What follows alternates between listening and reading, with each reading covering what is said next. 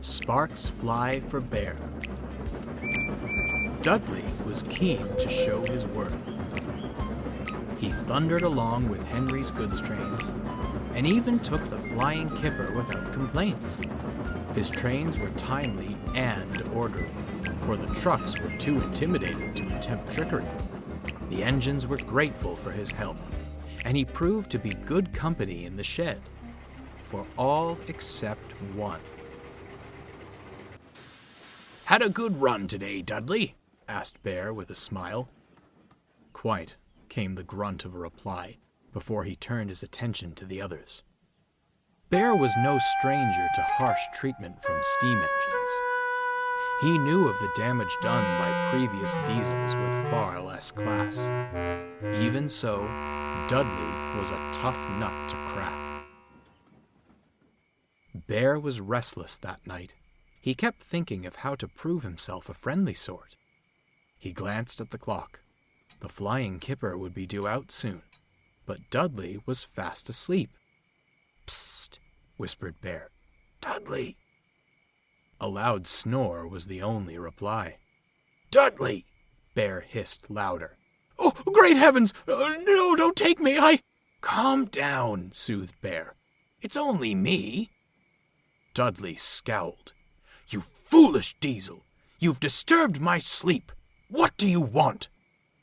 I wanted you to wake up," stammered Bear. The kipper is due soon. If you're too tired, I could—" "Don't you even suggest it," snapped Dudley. "I'm more than capable. Tired indeed." When he had steam up, Dudley snorted away. Bear was speechless. The next day, Dudley ambled to the yards. As Donald shunted trucks for his goods train, he spied a lone fuel tanker in a siding. "Why is this one not on the train? Am I not stopping at the refinery today?" "Aye, you are," replied Donald. "Faulty brakes on this one, though. Needs repairs before you can take it." "Ah, understandable. Grateful for your help, Donald, but I'll finish things here. You have other trains to shunt, I'm sure." "Aye," said Donald, "but say no more, then. My train, my responsibility." Suspicious, Donald silently puffed away. Before long, Bear arrived at the station and found Dudley red-faced in a nearby siding. "I say, Bear!" he called hoarsely. "Are you all right?" asked Bear. "No, I'm not," Dudley sighed. "I'm terribly sorry for my outburst last night. You were only looking out for me.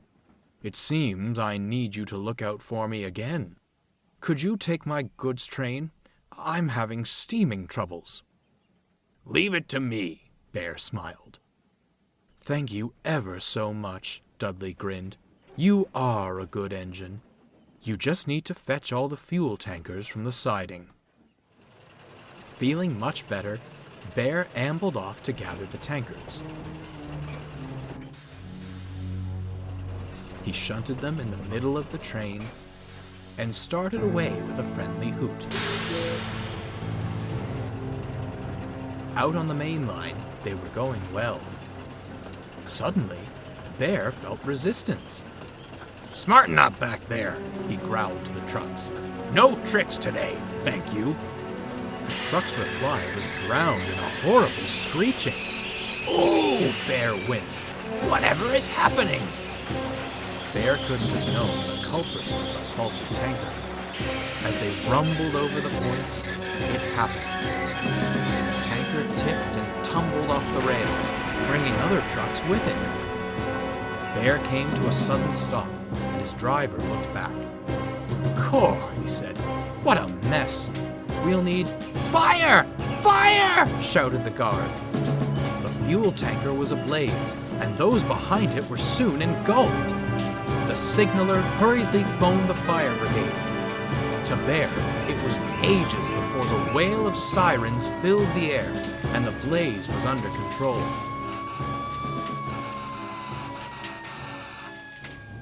Later, Dudley arrived with the breakdown gang, an inspector, and the fat controller.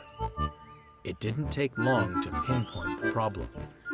"The wheels on the fuel tanker completely locked up," said the inspector. "I reckon that caused it to derail on the points, and sparks started the blaze." "Hold on," said a workman. "That tanker was on the out-of-use siding earlier. It wasn't to be touched." "There," rumbled the fat controller. "How did this truck become part of your train?" "I don't know, sir," stuttered Bear, quite shaken by the ordeal. "Dudley told me to collect all the tankers." "I certainly did not," interrupted Dudley. "Why would I? Donald told me that one wasn't to be touched." "I would advise," interjected the inspector, "you pay closer attention next time you assemble a train.